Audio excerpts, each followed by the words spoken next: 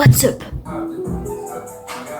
Le meilleur animé de tous les temps, l'attaque des titans sans hésitation. Et dans cette vidéo, je vais te partager quelque chose que tu n'as jamais entendu. Pas juste un résumé, pas juste des scènes épiques. Je vais te raconter toute l'histoire, du tout début jusqu'à la fin. Les secrets, les trahisons, les vrais enjeux, ce que tu croyais avoir compris va voler en éclats. Accroche-toi, ce qui suit va changer ta vision de l'animé à tout jamais. Quand on a découvert cette histoire pour la première fois, personne n'aurait pu imaginer ce qui allait réellement se passer. Personne ne se doutait que cette œuvre marquerait le monde des mangas et des animés à tout jamais. Et ça en valait autant pour les spectateurs et les lecteurs que pour les habitants qui vivaient à l'intérieur de ces murs. On découvre ce jeune garçon se réveillant au pied d'un arbre, on ne sait pas pourquoi il pleure, et lui non plus, probablement à cause d'un mauvais rêve. Ou peut-être à cause de quelque chose de bien plus réel. Quand le drame survient, on comprend vite que cette histoire, en plus d'avoir un scénario inédit, regorge de détails cachés et d'indices disséminés pour éclairer chaque mystère. Alors à travers cette vidéo, nous allons retracer toute cette chronologie complexe en apportant une analyse approfondie et en révélant des détails incroyables que l'auteur a subtilement glissés, montrant qu'il était possible d'anticiper bien des choses, mais que personne n'y a prêté attention. Cet animé a eu un impact rare, touchant non seulement de nombreux fans de manga et d'animé, mais aussi des personnages peu habitués à ces œuvres. Alors installez-vous confortablement et préparez-vous à redécouvrir cette œuvre sous un nouveau jour. Si l'histoire commence avec Mikasa, Eren et Armin, avec un premier épisode qui nous plonge immédiatement dans l'action, retournons encore plus loin dans le passé, il y a 2000 ans. Un village est attaqué par la tribu d'Eldia, réduisant ses habitants en esclavage, leur coupant la langue pour les empêcher de parler. Parmi eux, une jeune fille, Ymir. Une nuit, elle libère les cochons d'un enclos et lorsque Fritz, le chef de la tribu, cherche à punir le coupable, les esclaves la désignent. Ymir est alors traquée, blessée et désespérée. Elle trouve refuge sous un immense arbre. Là, sans le savoir, elle est en contact avec une mystérieuse créature en forme de colonne vertébrale. En fusionnant avec elle, Ymir devient le tout premier titan. Avec ce pouvoir, Ymir retourne servir Fritz. Elle utilise sa nouvelle force pour ramasser des richesses et écraser les armées rivales de Mar. Fritz, désormais roi, prend Ymir pour épouse et ensemble, ils font 3 enfants, Maria, Rose et Sina. 13 ans après avoir acquis le pouvoir des titans, alors que l'empire d'Eldia atteint son apogée, un guerrier Mar tente d'assassiner le roi. Ymir s'interpose et meurt en déjouant l'attaque. Mais le roi ne voulait pas perdre ce pouvoir, il force alors ses 3 filles à dévorer le corps de leur mère pour préserver le pouvoir des titans, condamnant Ymir à rester piégé même après la mort. Ymir se réincarne alors dans le chemin, une dimension édienne où elle est vouée à servir éternellement les titans primordiaux. Dans cette dimension, elle utilise un sabre mystérieux pour modeler leur corps pour toujours et à jamais. Ces 3 filles, contraintes de manger les restes de leur mère, héritent de ses souvenirs et de ses pouvoirs. Maria hérite du titan originel de sa mère, tandis que Rose et Sina reçoivent d'autres pouvoirs du titan primordiaux. Et sous les ordres du roi Fritz, elles doivent se reproduire pour cette lignée de pouvoirs. Les titans finissent par diviser en 9 titans primordiaux que Ymir façonne à chaque invocation de leur terrible pouvoir. Cependant, en façonnant des titans, Ymir implante un secret, un pouvoir de rébellion dans l'un d'entre eux, un désir de liberté. Ainsi naît le titan assaillant. Le titan assaillant possède une particularité bien différente des autres titans et comme nous le verrons, il jouera un rôle majeur dans toute cette histoire. Un détail caché se trouve même dans le titre de l'œuvre. Si Shingeki no Kyojin est traduit par l'attaque des titans, un titre qui a parfaitement du sens, il y en a en réalité un double sens. Le titre peut également se traduire par titan assaillant, faisant référence au titan de Eren, celui qui va tout bouleverser. L'histoire complète d'Ymir que je vous raconte. L'histoire du commencement, nous la découvrons bien plus tard à la fin de l'anime, dans l'épisode 80. C'est ici que l'on comprend les origines des titans après énormément de questionnements. Pourtant, dès l'épisode 26, dans l'ending, des indices très spécifiques nous avaient été laissés ici. En fait, on y voit Ymir recevant le pouvoir des titans. Et ici, ce sont des filles, Maria, Rose et Sina, contrôlées par le roi Fritz, dévorant la chair de leur mère, et c'est pas tout. Cette énigme regorge d'autres détails cachés tout aussi intéressants. Entre le moment où Ymir acquit son pouvoir et celui de la mort, il s'est écoulé 13 ans. Cette mort prématurée donne la naissance de ce qu'on appelle la malédiction d'Ymir. En raison de cette malédiction, des détenteurs du pouvoir des titans primordiaux meurent également après 13 ans. Ce concept est très subtilement montré dans son passé avec les 13 mains vers Ymir pour l'accuser De plus, on peut apercevoir une fleur avec 9 pétales symbolisant les 9 titans primordiaux, avec l'un des pétales taché de sang, faisant allusion au titan doté d'un pouvoir de rébellion, le titan assaillant, celui qui cherchera à se venger. Cela engendrera un rituel de transmission du pouvoir par le cannibalisme pratiqué dans une crypte pendant plus de 1000 ans. les Éliens, qui régnaient sur le monde grâce au pouvoir des titans, avec les 9 primordiaux répartis entre les familles les plus nobles d'Eldia. C'est ainsi que le titan colossal, cuirassé féminin, bestial, mâchoire, charrette, marteau, d'armes, assaillant et originel, ont prospéré durant ce millénaire de domination. Plusieurs événements importants ont eu lieu, comme la dévastation du mont et le ravage des vallées. À cela s'ajoute une épidémie qui a causé de nombreuses victimes. Toutefois, le roi à l'époque utilisait le pouvoir du titan originel pour immuniser tous les Éliens contre la maladie, entraînant une explosion démographique chez eux alors que le reste du monde continuait de souffrir la pandémie. Plus tard, roi successeur du titan originel nommé Karl Fritz commence à regretter les actes horribles de sa lignée. C'est alors qu'il conspire avec la famille Tibérius du marteau d'armes pour élaborer un plan secret visant à instaurer la paix. Ensemble, ils orchestrent la chute de l'empire d'Eldia. Ils inventent une légende autour d'un Mar nommé Elos, prétendant qu'il aurait tué le démon de la terre, une créature imaginaire que les Mar croient à l'origine du pouvoir Aïn. En apprenant la trahison de leur roi, famille noble se divise, d'un côté celles ceux qui se rebellent et de l'autre celles qui rejoignent les tiers. C'est ainsi qu'après des siècles de domination commence la grande guerre des titans. Les Tibères prennent la partie de Mar et deviennent une famille respectée, mais les Eldiens restants sont persécutés par les Mar, qui redoutent qu'ils ne soient transformés en titans. Karl Fritz, quant à lui, s'exile avec sa famille royale et de nombreux Éliens sur une île appelée Paradis. Là, en utilisant son pouvoir de l'originel, il crée des millions de titans colossaux qui formeront les 3 murs Maria, Rose et Sina, portant les mêmes noms que les filles de la fondatrice Ymir. Grâce à la capacité de durcissement des titans, ces murs prennent l'apparence d'immenses fortifications de pierre s'élevant à 50 mètres de hauteur. Karl Fritz annonce ensuite au monde entier qu'il détruira le monde à l'aide de ce qu'on appelle le grand terrassement si quiconque ose attaquer l'île de Paradis. Cette menace apocalyptique n'est cependant qu'un moyen de dissuasion, car en réalité Fritz va conclure un pacte de non-agression avec son titan originel, empêchant quiconque n'ayant pas de sang royal d'utiliser ce pouvoir. De plus, aucun descendant royal ne pourra exploiter pour le faire la guerre. En plus, Fritz efface la mémoire de son peuple, leur faisant croire qu'ils sont les derniers humains sur Terre et que les titans au-delà des murs ont anéanti le reste de l'humanité. La famille Fritz changea alors son nom de famille pour devenir les Reiss, régnant dans l'ombre et allant jusqu'à installer un faux roi sur le trône. Leur règne secret permet de dissimuler l'emplacement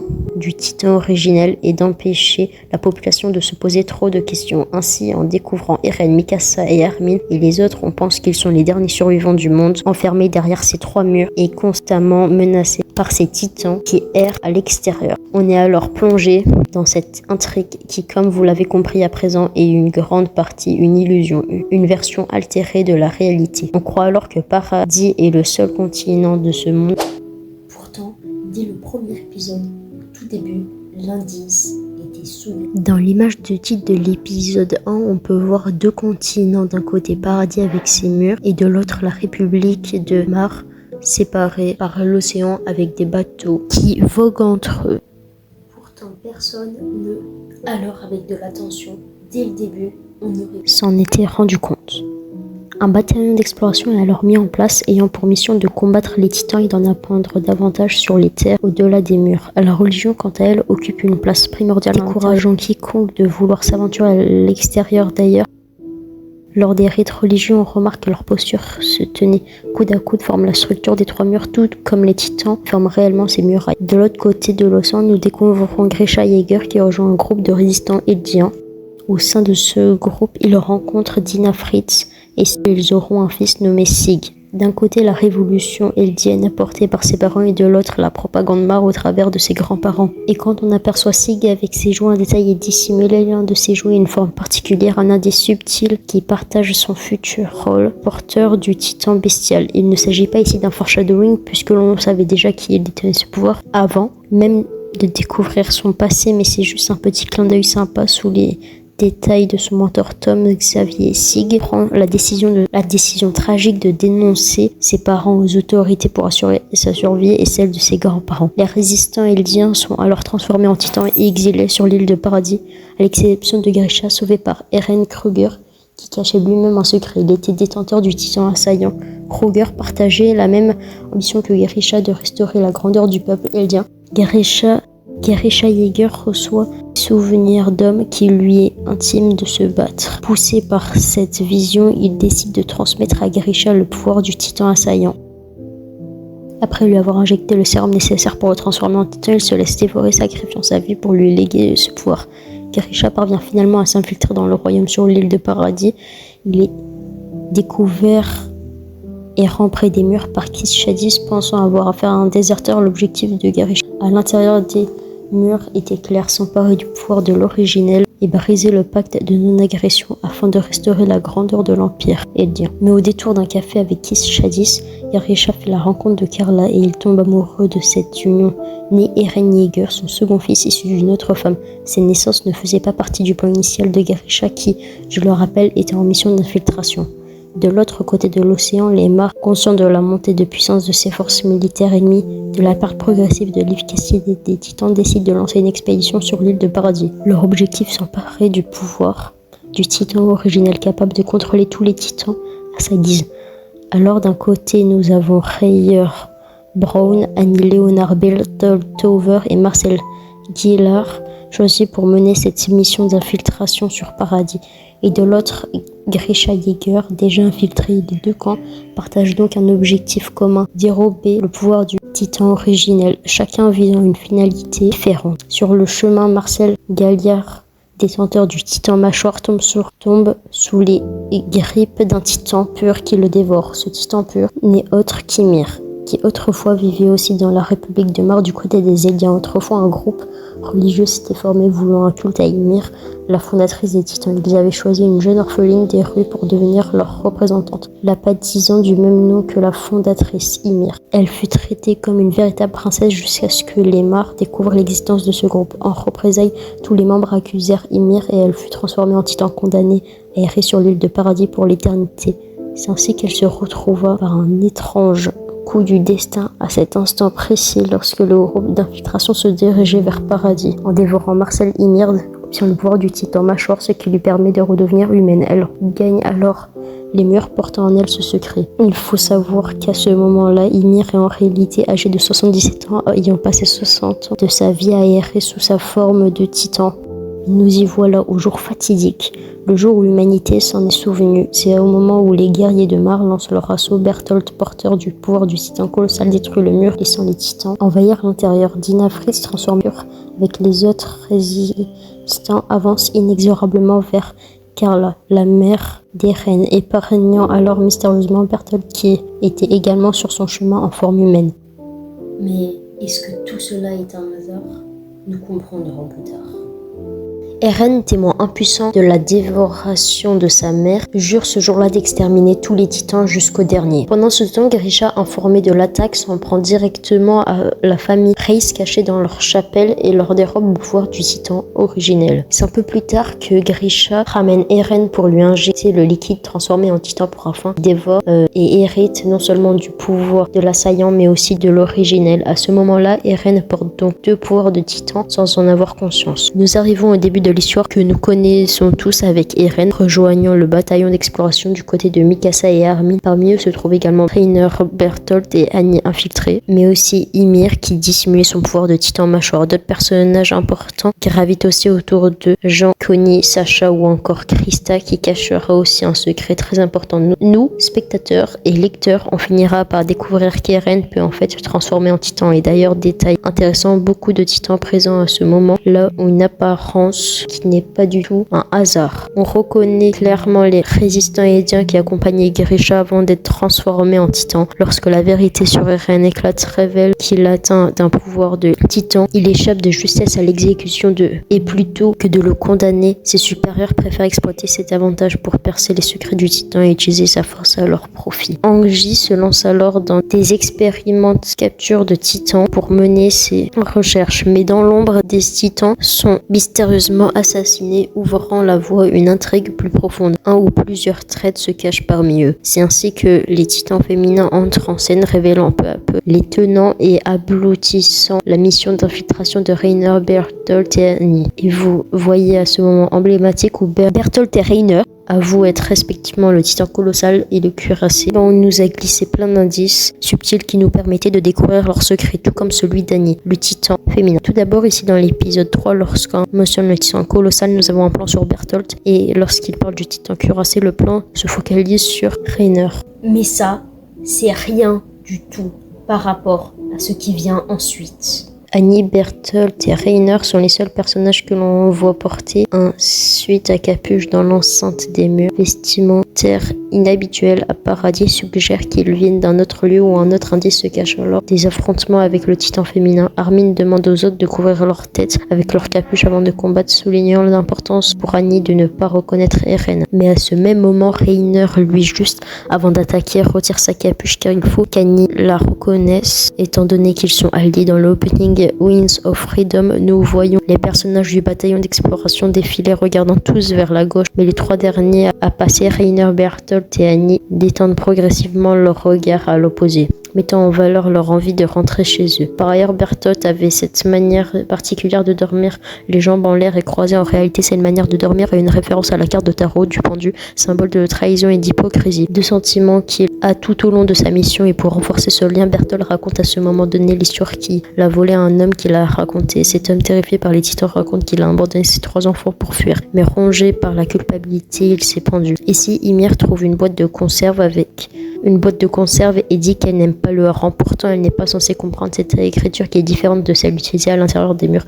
Et l'on voit la réaction de Rainer. Il y avait quelque chose qui clochait, faisant découvrir à Ymir qu'il était également un titan. Il est censé semer le doute pour le spectateur. À ce moment-là, alors que le château sur lequel il se trouve se fait attaquer par le titan, Ymir décide de sauter et de se transformer en titan, révélant ainsi son secret. Et alors que la tour s'apprête à s'effondrer, on voit Bertholdt à 2 doigts de se mordre pour se transformer, alors qu'à ce moment-là, on ne se doutait qu'il puisse s'agir du titan colossal. Et tous ces détails étaient sous nos yeux depuis le début, mais ils prenaient leur sens qu'une fois la vérité révélée. À l'issue de ces événements, Annie s'est enfermée dans son cristal d'endurcissement, tandis que Rainer et Bertholdt ont réussi à capturer Ymir et Eren. Lors de cet incident sur la tour, Ymir et les autres ont aperçu le titan bestial pour la première fois, et Ymir pose alors une question à Rainer, demandant qui était ce singe. Et Eren ne comprend pas où elle veut en venir en se questionnant sur le terme singe, parce qu'en fait sur l'île de Paradis, il ne connaissait pas l'existence de cet animal. Alors ça prouve que Rainer, Bertholdt et Ymir viennent tous d'un endroit ou d'un lieu où se trouve l'existence de cette espèce. C'est alors qu'Erwin et son escouade arrivent en renfort pour récupérer Eren, entraînant une poursuite dans la plaine pour capturer Rainer et Bertholdt. Cependant, lorsqu'Eren et Mikasa se retrouvent face au titan de Dinafritz, le titan qui a tué la mère de Eren, ils se sentent totalement impuissants et n'ont aucun moyen de se défendre. Tout semble désespéré jusqu'à ce que Eren, à cet instant, Eren, porteur du titan originel, frappe de sa main Dinafritz sous sa forme de titan. Ce geste, bien que désespéré, a des conséquences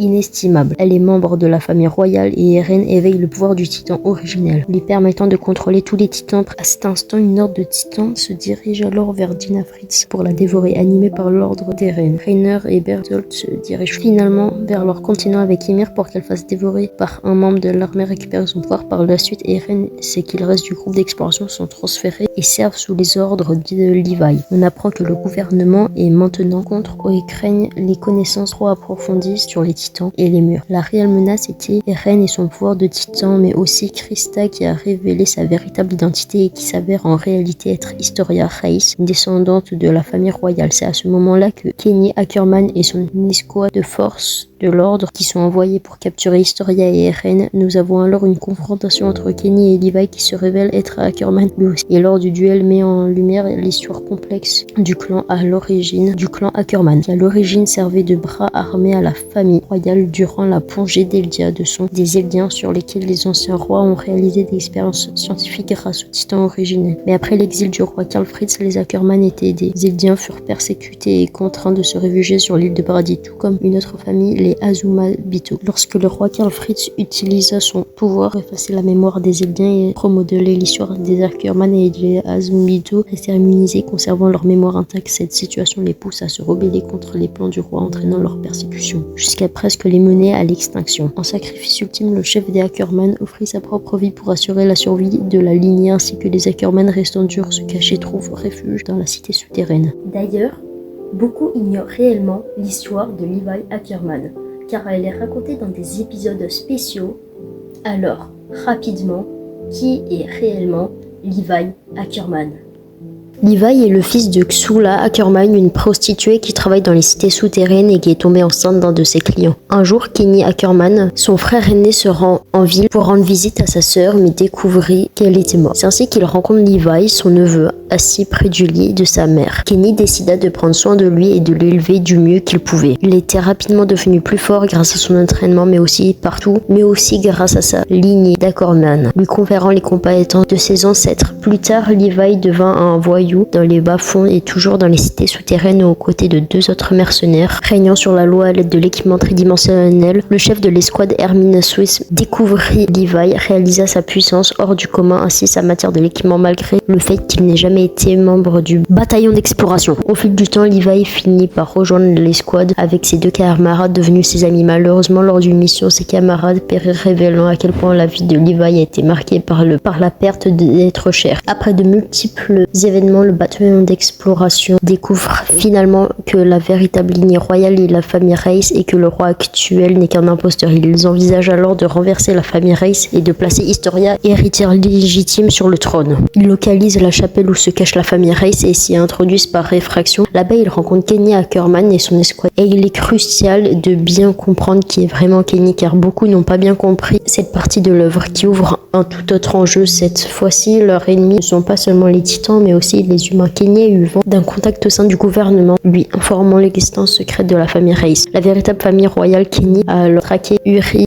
Reiss, le possesseur du titan originel qui était le roi à cette époque. Il a tenté de le tuer mais a échoué lorsqu'Uri s'est partiellement transformé en titan. Cependant, au lieu de tuer Kenny après cet acte, Uri a compris que sa haine était justifiée en raison de la persécution subie par le clan Ackerman. Uri et Kenny deviennent amis et gardent contact jusqu'à la mort du transmettant son pouvoir à Frida Fritz, que vous avez déjà vu faire dévorer par le père d'Eren. Pour récupérer le pouvoir plus tard, après la chronologie, l'ambition de Kenny avait changé. Il voulait désormais mettre la main sur le pouvoir du titan originel. C'est la raison pour laquelle il voulait capturer Eren pour le pouvoir de l'originel et Historia qui appartient à la famille royale. Car pour activer le pouvoir de l'originel, quand tu n'as pas de sang royal,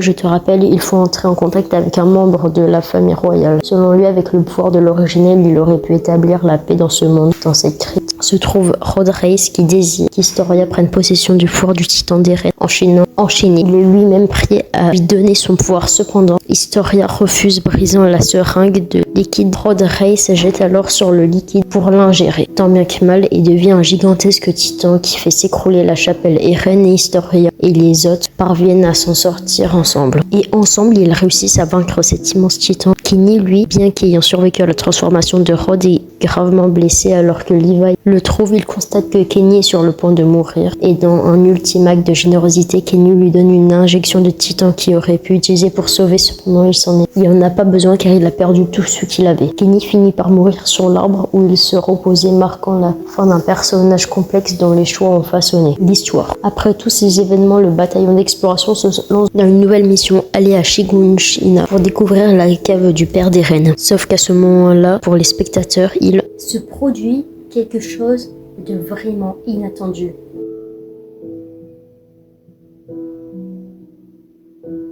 Alors qu'après chaque épisode il y a un ending, l'ending de cet épisode 49 présente une coupure terrifiante.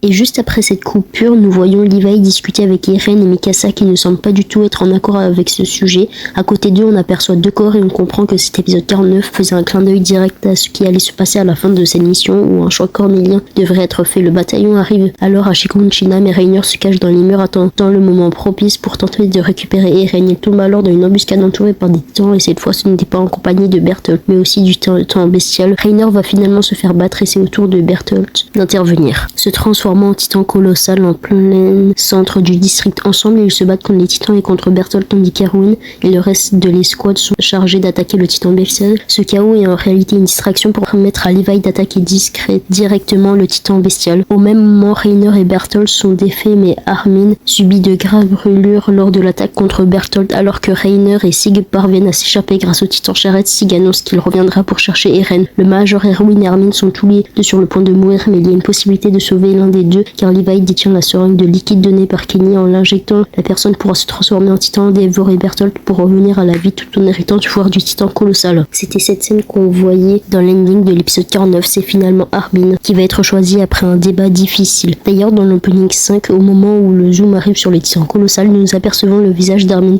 suggérant qu'il allait hériter de ce pouvoir. Mais aussi et surtout, en analysant image par image, on remarque également une frame où Armin est complètement brûlé, confirmant qu'il est sur le point de mourir à cause des flammes. Ils vont finalement se rendre dans la cave du père d'Eren et vont découvrir qu'il existe bel et bien une autre civilisation qui prouve que Paradis n'est pas la seule île. À ce moment, un nouvel enjeu se dessine, ouvrant les voies aux révélations qui vont bouleverser la compréhension du monde. 向こうにいる敵全部殺せば俺たち自由になれるのか。 Le malheur ici est qu'Erwin était celui qui désirait le plus connaître la vérité sur les titans. Depuis son enfance, cette quête était son ambition. Son père, un professeur d'histoire brillant qu'il avait découvert dans les livres d'histoire, était falsifié pour camoufler la vraie histoire. Il partageait alors sa théorie avec son fils qui en parla autour de lui. Son père devint ainsi un réel danger pour le gouvernement. Il fut torturé puis exécuté. Malheureusement, Erwin périt juste avant que les théories de son père ne se confirment. Pourtant, il s'est battu jusqu'au bout pour que sa volonté perdure et qu'il réalise son objectif. De retour chez eux, alors qu'Historia offre les médaillons au bataillon après leur victoire à Shiganshina, Eren embrassa la main d'Historia qui, de lignée royale, devient témoin d'une vision du futur. Cela le bouffait profondément, comme s'il apercevait le poids des événements à venir. Il va alors garder ce secret pour lui, mais cet événement changera totalement Eren jusqu'à la fin de l'histoire. Des années passent, les titans sur Paradis sont complètement décimés, ils peuvent alors se diriger vers la mer. Un navire marre, à bord se trouve Nikiolo qui apporte des informations cruciales sur l'île de Paradis. Ensemble, ils partent en reconnaissance vers la République de Mar, espérant déceler un potentiel espoir de paix, mais la situation semble désespérée. Plus tard, Eren, méconnaissable, se retrouve sur l'autre continent où il s'infiltre en tant que soldat blessé. Il rencontre son frère Sig ainsi que son grand-père devenu complètement fou. Pour éviter d'être reconnu et donner l'impression d'un soldat blessé, Eren se sectionne lui-même la jambe et se crève un œil, un geste qui fait écho à un événement qui remonte à 2000 ans lorsque le roi Fritz menaçait de crever un œil à quiconque ne révélant pas qui a libéré les cochons, car selon lui, les esclaves n'ont pas besoin de deux yeux. À ce stade, Eren est en réalité déjà esclave de lui-même, prisonnier par ses conséquences à venir. Cette idée est soulignée dès le début, montrant à manipuler comme une marionnette par tout ce qui le relie à le pouvoir. Ce moment apparaît dans le second ending, diffusé au début de l'épisode 14. Alors ce moment-là, la série approche des derniers épisodes.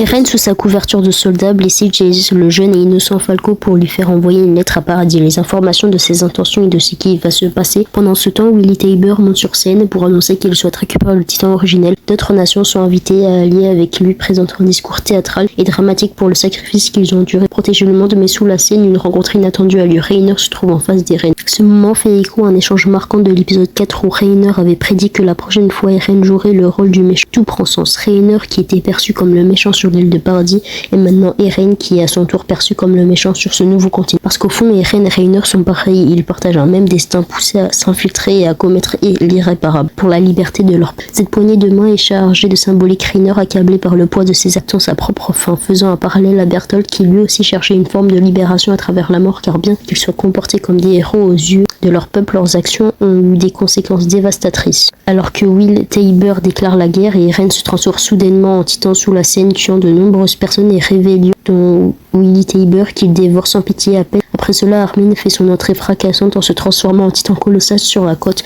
marquant le début d'un tout nouveau conflit. La bataille s'intensifie avec l'apparition du titan marteau d'armes contrôlé par Laura Tybur qui sera finalement vaincu par Eren. Sig est censé être tué à ce moment-là, mais il est en fait secrètement capturé sur l'île de Paradis. Eren retourne ensuite sur le dirigeable pour gagner Paradis, mais Gabi et Falco ont également filtré le dirigeable. Gabi, dans un moment tragique, tue Sacha. Juste après sa mort, Eren se met à rire, un rire qui résonne de manière troublante après la mort de sa camarade. Mais pourquoi est-ce qu'il rit à ce moment-là? Est-ce qu'il y a une raison bien plus profonde? En fait, c'était déjà arrivé plus tôt dans l'histoire lorsqu'Hannes meurt sur les griffes du titan de Dina Fritz, et Eren s'est mis à rire, disant qu'à tout ce qu'il a fait n'a aucune utilité.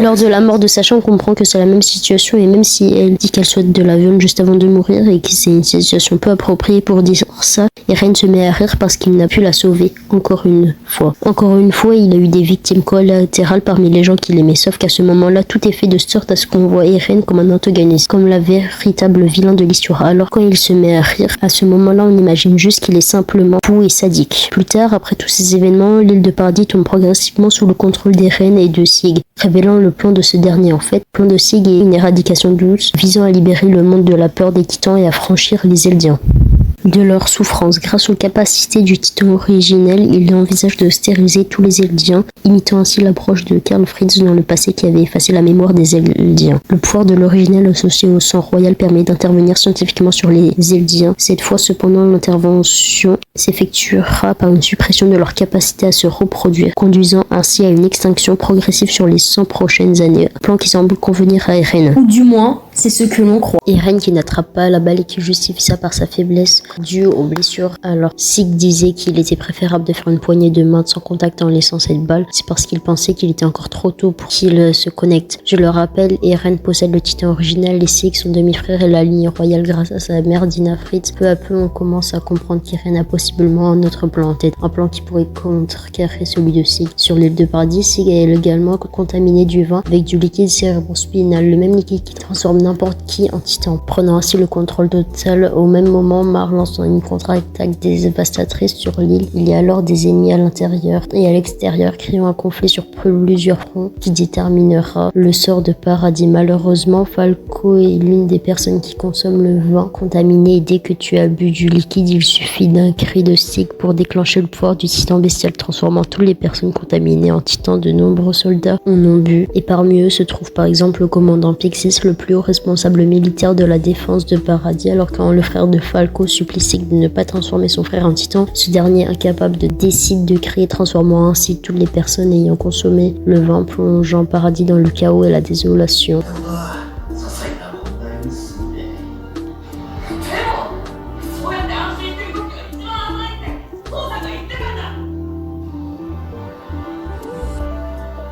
Des affrontements brutaux et violents, Eren se précipite en direction de Sig. Il est temps que le titan originel et le sang royal entrent enfin en contact, mais soudain Gabi lui tire dessus, faisant perdre la tête littéralement. Pourtant, Sig parvient malgré tout à l'attraper et à activer le pouvoir du titan originel. Eren et Sig se retrouvent dans le chemin, cette dimension qui transcende l'espace et le temps. Sig supplie Eren de suivre son plan et de rendre tous les Eldiens stériles comme prévu, mais Eren refuse et révèle que ça n'a jamais été son véritable plan. Pour tenter d'arrêter Eren, Sig veut montrer ce qu'il perçoit comme un lavage de cerveau orchestré par leur père. Sig l'entraîne dans les souvenirs du passé de Grisha, leur père. Petit à petit, Sig réalise qu'Eren n'a pas du tout subi de lavage de cerveau et que l'image qu'il avait de son père n'était pas du tout la même. Arrivons au moment où Grisha se retrouve face à la famille Reiss pour lui demander de l'aide afin de sauver l'île de Paradis. Rocket qu'il le refuse et à ce moment-là, d'un seul coup, Grisha comprend ce qu'il doit faire: tuer tout le monde sur place et dévorer Frida pour récupérer le pouvoir de l'originel. Et c'est ici que nous découvrons le réel pouvoir du titan assaillant. Ce pouvoir formé par Ymir est doté d'un message de détresse, un pouvoir permettant de voir dans les souvenirs de ses futurs héritiers, alors que les 9 titans peuvent voir les souvenirs des détenteurs du pouvoir comme Sig avec Tom Xavier ou alors Armin avec Bertolt. Le titan assaillant, lui, a la capacité unique de recevoir les souvenirs des prochains détenteurs. C'est un pouvoir qui transcende le temps. Grisha a reçu des souvenirs spécifiques d'Eren, perpétuant ainsi sa volonté. Cela a conduit ceux qui tenaient le titan assaillant à avancer, à se battre pour la liberté. Eren est capable de créer un paradoxe temporel en remontant dans le temps à travers les souvenirs pour changer les événements de l'histoire. Ainsi, lorsque Grisha décide finalement de se battre contre Frida, c'est parce qu'Eren ne lui demande. Le pouvoir de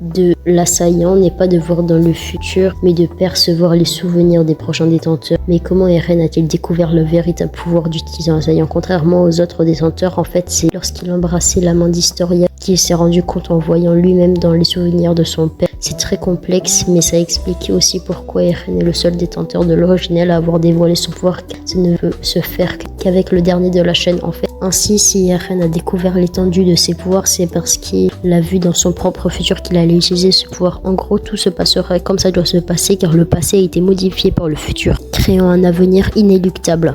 S'explique cette scène où Eren Kruger pense alors qu'il s'agissait de souvenirs passés et que cette volonté de se battre et d'aller de l'avant venait tout du premier prétendeur du titan assaillant du tout dernier détenteur. D'ailleurs, c'est pas un hasard si au moment où Eren Kruger parle de Mikasa et Armin, nous voyons sur une seule frame le visage d'Eren Yeager à la place de celui de Kruger, un petit détail dissimulé. On comprend alors ici comment Grisha se rend compte qu'il y a Sig puis se dit qu'il est simplement en train de rêver. Grisha, qui était détenteur du titan assaillant, a vu les souvenirs du futur détenteur Eren et a vu dans les souvenirs qu'il allait se rendre ici dans cette temporalité. Et alors il s'est donc vu lui-même en face de Sig, comprenant parce qu'il lui est arrivé. Il pensait que ce n'était qu'un rêve finalement, alors que Sig pensait que Grisha avait lavé le cerveau d'Eren. Il se rend compte qu'il ne l'a pas du tout endoctriné, au contraire il l'a laissé libre, et maintenant que nous voyons tous ces souvenirs de Grisha avec un Eren adulte, nous réalisons que tout était sous nos yeux depuis le début.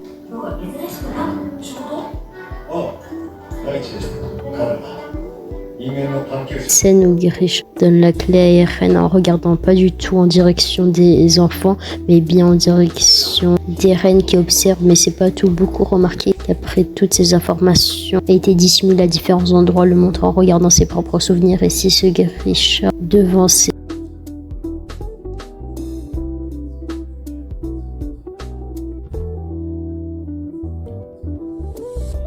pleurant sous les souvenirs du futur, des souvenirs traumatisants, souvenirs auxquels nous n'avons pas encore assisté en tant que spectateurs, et ça ne serait tardé car Eren va finalement convaincre Ymir, qu'il est celui qui va enfin la libérer après 2000 ans. Il comprend alors que le pouvoir du titan original qui doit fonctionner avec un descendant de la famille royale est une règle ancrée depuis le début. Ymir qui doit servir son roi et rien d'autre, mais si elle rejette cette règle, elle ne respecte pas ce devoir de servir la famille royale et agissant selon sa propre volonté, alors le pouvoir de l'original peut fonctionner. Et le voilà, le plan d'Eren, le grand terrassement, il réussit à l'exécuter. Il libère tous les titans colossaux des murs, des millions de titans qui ne vont cesser d'avancer pour écraser toute vie au-delà de l'île du paradis. Le plan d'Eren avec ce grand terrassement est de tuer tout le monde à l'extérieur des murs pour que les habitants de paradis soient enfin en paix. Et là d'ailleurs, voici un petit détail caché qui montre Grisha lisant les journaux, et sur ce journal nous observons des images du grand terrassement bien avant qu'il n'ait réellement lieu. Les titans colossaux forment un mur devant Eren, comme si les murs de paradis se déplaçaient pour devenir l'enfer sur le reste du monde. Il y a alors deux camps qui se forment sur Paradis. Les pro-Yeager, ceux qui sont d'accord avec le grand terrassement. Les autres, ceux qui souhaitent arrêter Eren et trouver une autre solution de paix. Parmi eux se trouvent tous ses amis, Mikasa, Armin, Jean, Connie, Levi, Angie et d'autres. Ça suscite énormément de débats. Est-ce que le plan de Sig d'éradication, tous bien que controversé, était la meilleure solution? Ça reste un plan d'éradication, après tout c'est une extinction forcée, ce qu'il faut blâmer les partisans d'Eren, car après tout ceux qui veulent s'être en paix sur l'île Paradis après avoir vécu uniquement sous la menace et la persécution toute leur vie depuis plus de 100 ans, ils croient qu'éliminer toute menace extérieure est la seule voie pour assurer leur survie. Pourtant, au-delà de ces justifications, ce sont des vies qui sont en jeu, avec la plupart qui sont simplement des innocents qui naissent sans choisir où ils vont naître, qui grandissent dans un système qu'ils n'ont pas choisi. Et si Erwin avait survécu à la place d'Armin, il aurait été extrêmement probable qu'il se range dans le camp d'Eren. Lui qui voulait sauver Paradis, alors pour arrêter ce massacre, celui qu'il fallait sauver, c'est bel et bien Armin.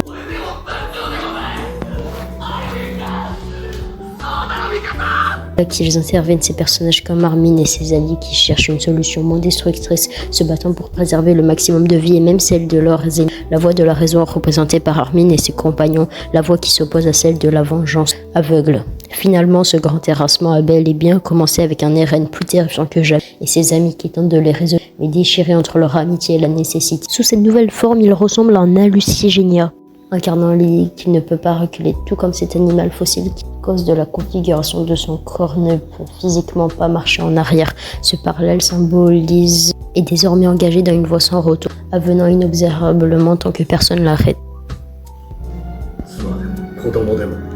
壁の中で人を愛せ。それができなければ繰り返すだけだ。同じ歴史を、同じ過ちを。L'énorme combat final aura lieu où Sig va mourir tué par son rival jusqu'au bout. Et tout ce conflit culmine lorsque Mikasa localise l'emplacement de la bouche du titan d'Eren et va accomplir l'acte ultime, lui couper la tête, puis l'embrasser pour la toute première fois. Ainsi s'achève la vie d'Eren, ironiquement dans la bouche de son propre titan, alors qu'il disait lui-même bien plus tôt qu'il ne mourrait pas à l'intérieur de la bouche d'un titan.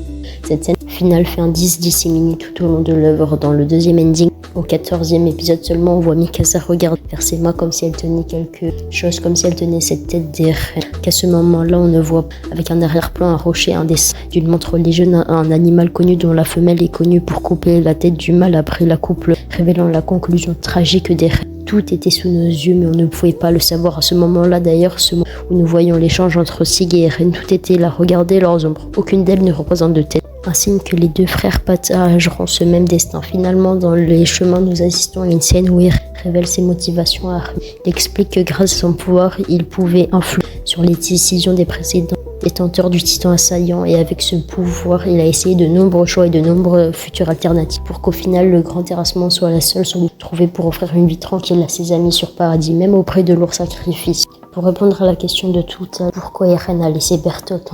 Et en fait, à ce moment où Tina Fritz épargne Bertolt, ce n'est un hasard. En réalité, c'est Eren qui a délibérément dirigé Tina Fritz pour qu'elle se rende en direction de sa mère, car Bertolt avait encore un rôle à jouer. Après avoir essayé tous les scénarios possibles, il a décidé que le grand terrassement était la meilleure solution, quitte à sacrifier 80% de l'humanité, quitte à sacrifier sa propre mère. De plus, Eren va volontairement effacer cette conversation de la mémoire d'Armin pour que ce dernier ne soit pas au courant du plan d'Eren. Nous voyons ensuite Eren avec Mikasa dans une scène où il semble vivre une vie paisible. C'est en fait une des réalités alternatives qu'Eren a observées en cherchant la solution idéale. Il cède face à Mikasa qui le supplie d'arrêter et de fuir jusqu'à ce qu'on les retrouve pour les punir de souvenirs n'a alors jamais réellement vécu par Mikasa, mais Eren lui a offert à travers le chemin. C'était une sorte d'exutoire montrant à Mikasa qu'au final il n'y avait pas d'autre solution, et en fait c'est là que la vision du monde qu'Eren a toujours souhaité explorer les terres à l'extérieur des murs, des terres vierges sans humains pour causer des guerres, pour mettre des intrigues. Là, c'était là son idéal, mais il s'est finalement rendu compte que la vie en dehors des murs n'est fondamentalement pas si différente que celle à l'intérieur. Ainsi, Eren, après avoir acquis ses pouvoirs bien trop grands pour lui, s'est retrouvé piégé par son propre destin. Il ne lui restait plus qu'une option, aller jusqu'au bout de son plan. Et s'il ne le faisait pas pour se sauver lui, alors il allait le faire pour ses proches. Eren a choisi de sacrifier le monde pour sauver ceux qu'il a, tandis que ceux qu'il aimait ont choisi de le sacrifier pour sauver le monde. La question se pose alors, pourquoi Mikasa ? Pourquoi c'est elle qui devrait mettre fin à la vie d'Eren ? Quelle est son importance dans tout ça ? On découvre qu'Ymir ne pouvait rien refuser au roi Fritz, car en fait, elle était prisonnière de l'amour. L'amour qu'elle portait pour le roi Fritz, malgré ses affections amoureuses, l'empêchait d'agir par sa propre volonté. C'était le cas de Mikasa tout au long de l'histoire, aveuglée par l'amour. Pour autant, elle n'était pas esclave de l'amour comme l'était Ymir. Elle suit Eren et le protège car elle l'aime d'un amour pur. Et bien que la seule blessure marquant que Mikasa reçut après énormément de combats soit celle causée par Eren en citant au début de l'histoire, une trace indélébile, elle ne s'arrêta pas de l'aimer. Ymir, étant elle-même dans le chemin, a pu voir cette scène entre Eren et Mikasa, elle est témoin du lien profond qui les unit. Et c'est ça la clé. Quand Eren dit à Mikasa de jeter son écharpe, cette écharpe représente l'amour. Entre Eren et Mikasa, ce fil qui les lie, il voulait qu'en jetant l'écharpe, elle fasse le deuil d'Eren et se rattache pas qu'à lui-même après sa mort. Eren souhaitant qu'elle ait une vie heureuse, et ainsi il voulait secrètement qu'elle le tue pour mettre fin à la souffrance et que Mikasa et les autres soient enfin heureux. Finalement vus comme les véritables héros de ce conflit sans fin. Mais Mikasa, en resserrant l'écharpe autour d'elle, affirme son amour mais aussi son opposition à Eren. Ce geste montre qu'elle refuse de renoncer à son amour pour lui tout en rejetant son plan du grand terrassement. C'est ce choix, cet acte d'amour complexe et courageux qui déclenche quelque chose de profond en Ymir. Elle réalise que l'amour n'est pas une servitude aveuglée. Ymir comprend alors qu'elle peut aimer sans être enchaînée à quelqu'un et qu'elle est libre de faire son propre choix. Elle est finalement libérée.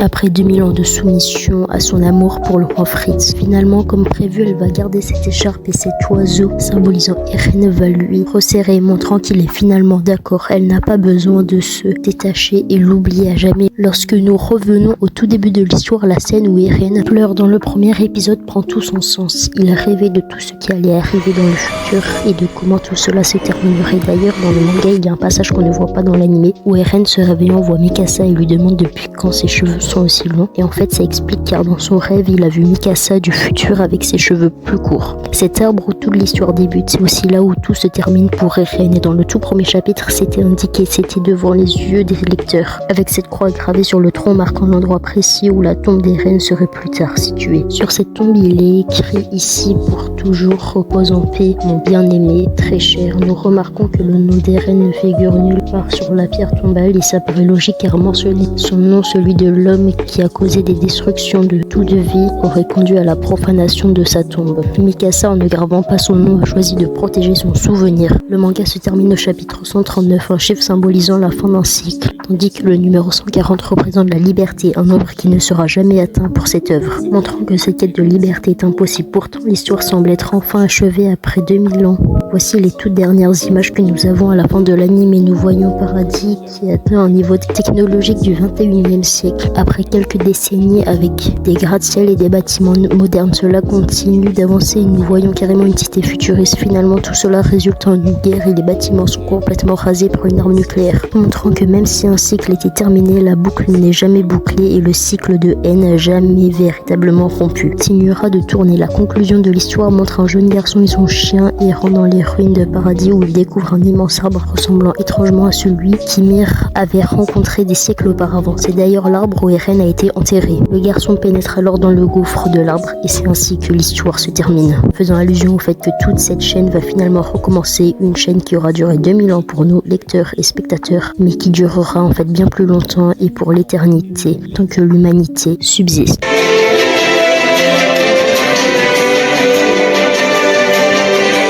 Merci beaucoup d'avoir regardé cette vidéo. Peut-être qu'il y a encore parmi vous qui sont là, qui sont restés jusqu'à la toute fin. C'est juste un tout petit message pour vous remercier et vous demander de vous abonner car je rush les 100 abonnés pour fin 2025. Sur ma chaîne, je vais proposer du contenu histoire sur des choses que j'aime bien et des edits animés car ça me plaît. La plupart des vidéos longues seront moins longues et plus chill que celle-là. Donc je compte sur toi et je te dis, c'est ciao!